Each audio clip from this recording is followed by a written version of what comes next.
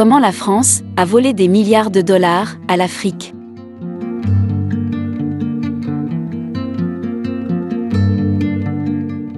L'Afrique est pauvre, et ses habitants ont besoin d'aide.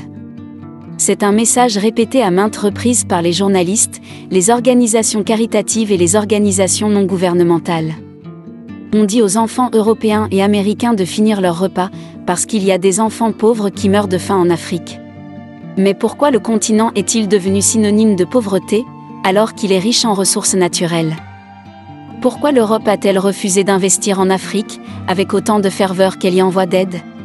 Les médias occidentaux ont tout fait pour ancrer cette image de l'Afrique dans le monde.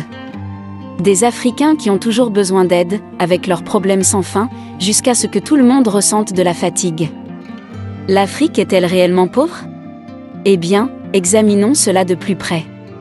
Mais d'abord, n'oubliez pas d'aimer la vidéo et de vous abonner à notre chaîne si vous êtes nouveau. Activez la cloche de notification pour ne rien louper. Commençons. Un rapport de Global Justice Now a révélé qu'en 2015, 203 milliards de dollars ont quitté l'Afrique, contre 161 milliards que le continent a reçus sous forme de prêts et d'aides.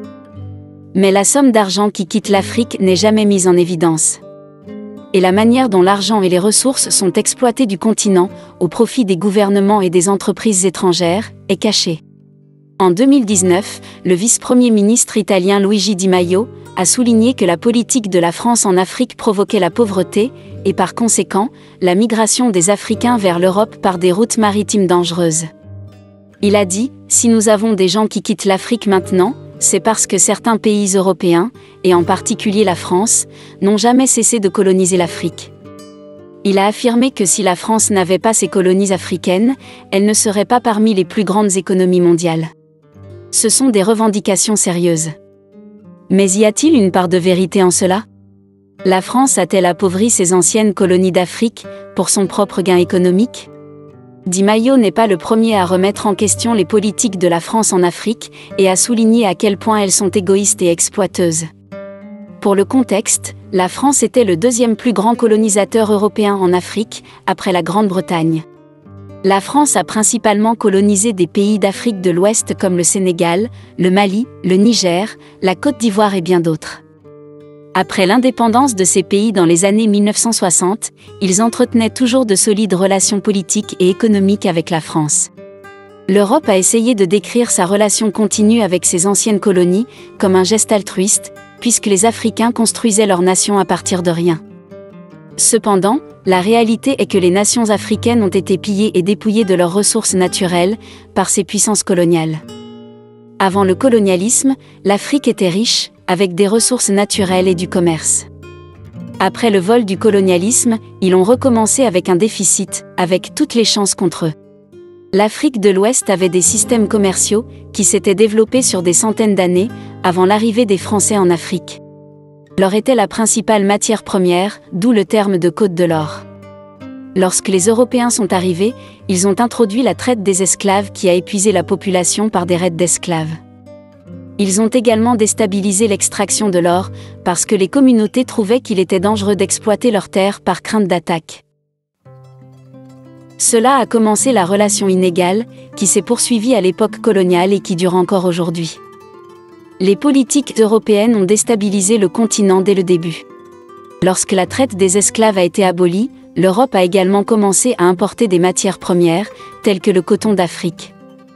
Le coton était à forte intensité de main-d'œuvre, et l'Afrique disposait d'un excédent de main-d'œuvre bon marché. L'une des ironies de l'ère coloniale était que la plus grande exportation de l'Afrique était le coton brut, tandis que sa plus grande importation était le coton manufacturé.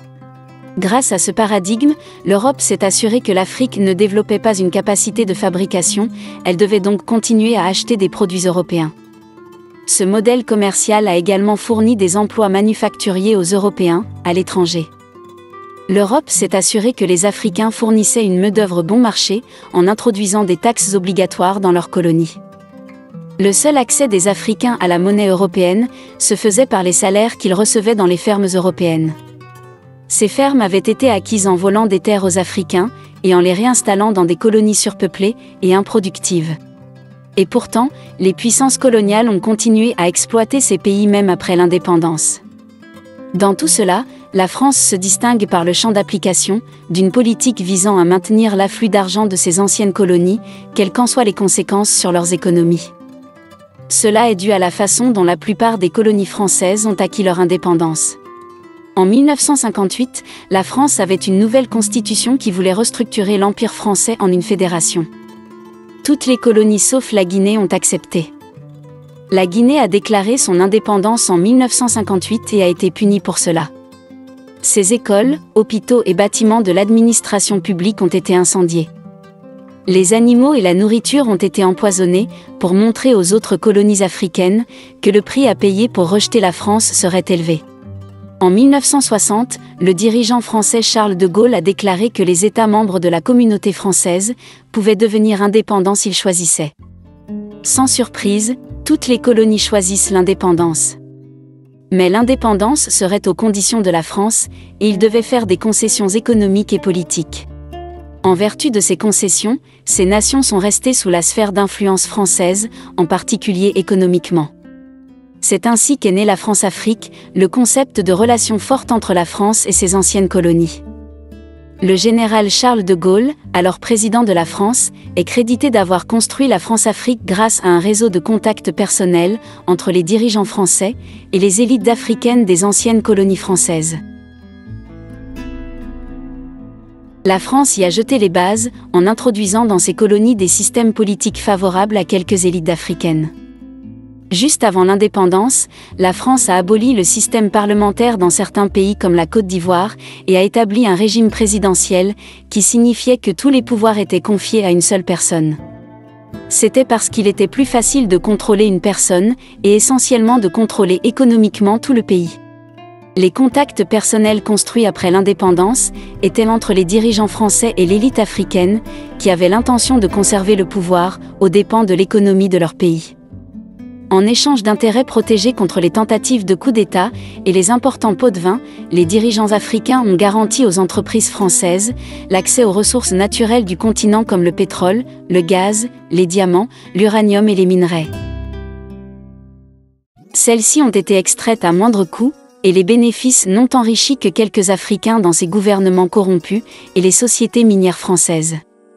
La France conserve à ce jour le premier droit de refus sur toutes les ressources naturelles et privilégie l'accès à tous les marchés publics. La preuve la plus tangible de la France-Afrique est la monnaie CFA, mentionnée par le vice-premier ministre italien.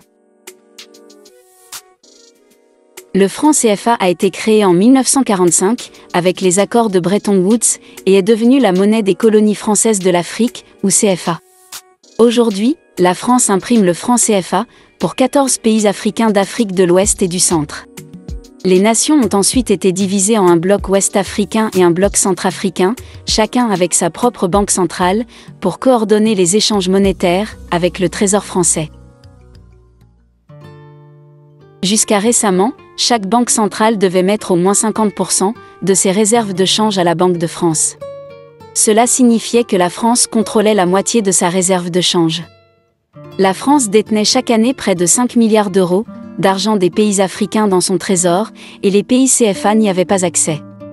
Certains ont accusé la France de redéclarer l'argent de la réserve comme aide au développement pour ses déposants initiaux. Cette réserve n'a été transférée que récemment à la Banque centrale des États d'Afrique de l'Ouest, en 2020. Le franc CFA s'échange également à taux fixe avec le franc et l'euro. Les partisans du système soulignent que les taux d'inflation des pays anglophones ont monté en flèche par rapport aux pays CFA. Pourtant, l'inflation peut être contrôlée par d'autres politiques. Une monnaie à change fixe rend les pays vulnérables aux chocs externes. Certains économistes africains considèrent la dépendance vis-à-vis des politiques monétaires européennes comme une restriction à la croissance, car elle conduit à une fixation sur l'inflation. D'autres l'appellent un symbole du néocolonialisme en Afrique. Paris exige également que tout l'équipement militaire lui soit acquis et se réserve le droit de fournir une formation militaire aux armées de ces pays. Cela signifie que l'Afrique offre à la France un marché permanent pour son industrie d'armement. Ces dernières années, la France a eu un certain nombre d'interventions militaires et mène actuellement une initiative antiterroriste couvrant 5 pays, avec jusqu'à 3000 soldats. Cela signifie que sa présence militaire se fait toujours sentir dans la région, alors qu'elle ne fait rien pour améliorer les capacités militaires de ces pays. La France a également volé à ses anciennes colonies des artefacts culturels inestimables, qui ont été pillés et n'ont pas été rendus à leur foyer natal, malgré les demandes de le faire. En 2016, le Bénin a demandé la restitution des 3 statues totems conservées au musée parisien du Quai Branly, pour l'art non européen. Ils ont été enlevés du royaume du Dahomey, alors que le Bénin était sous domination française. La France a refusé la demande. D'autres artefacts connus sous le nom de masques du peuple Dogon se trouvent dans la même collection du musée. Ils ont été amenés en France du Mali, après une expédition dans les années 1930. Les membres de l'expédition ont utilisé des méthodes cruelles pour obtenir ces artefacts culturels inestimables de la tribu. Ils n'ont jamais été rendus, et leurs formes ont continué à inspirer des artistes, tels que Picasso. Certains de ces artefacts avaient des significations spirituelles profondes pour les Africains, mais ont été pillés pour être exposés dans des musées européens où ils restent à ce jour. Parfois les statues sont vendues pour des millions de dollars par ces musées, mais cet argent n'est pas remis en Afrique.